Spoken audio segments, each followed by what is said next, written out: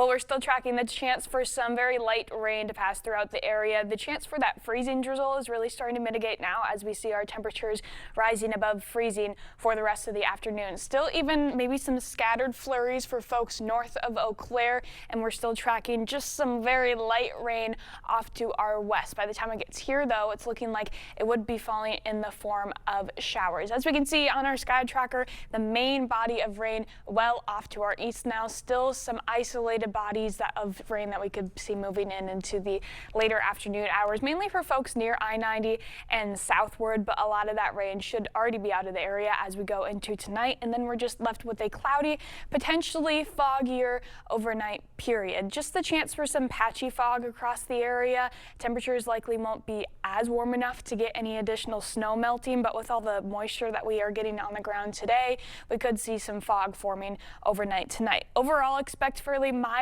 overnight lows as far as January goes. 27 will be your morning low when you wake up in La Crosse, 26 in Eau Claire. And then as we go into tomorrow afternoon, we're really going to start to feel that warmer, more southerly air moving in. Even though we will have those winds blowing out of the south, they're going to stay fairly light, so we really won't notice too much of a breeze, but we will notice that warmer air moving in. Most of the area south of I-94 seeing high temperatures climbing close to 40 degrees, if not a degree or two above that.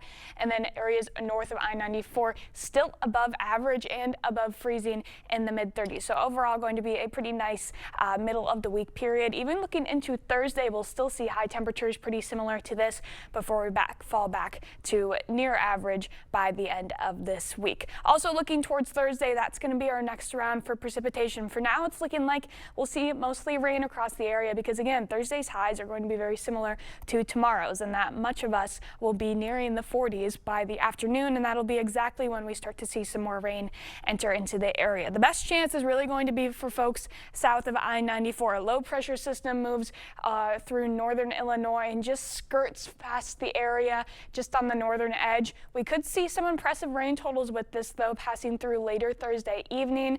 As temperatures start to fall slowly in the evening hours, especially folks north of I-94, we could start to see maybe a little bit of a mix or sleet moving in, but the freezing rain chance for now is looking to be on the lower side, but definitely not a zero chance. Then we'll dry out a little bit as we go into Thursday night, but we could still see possibly a little bit more activity going into Friday, still falling for the most part as a mix. Maybe some flurries mixing into Friday, but for now this is looking to be an event that is mostly rain, and we could see some impressive rain totals as far as January totals go. This is the driest part of our year usually, so seeing rain totals closer to around 3/4 of an inch is fairly impressive now as we get into the middle of the month. We've seen a couple of those totals today for folks north of I-90, seeing a few spots edging near 3/4 of an inch, so definitely a wet week ahead of us, wet as far as rain goes. It's crazy to think about the rain in January, not the snow, but we could see some snow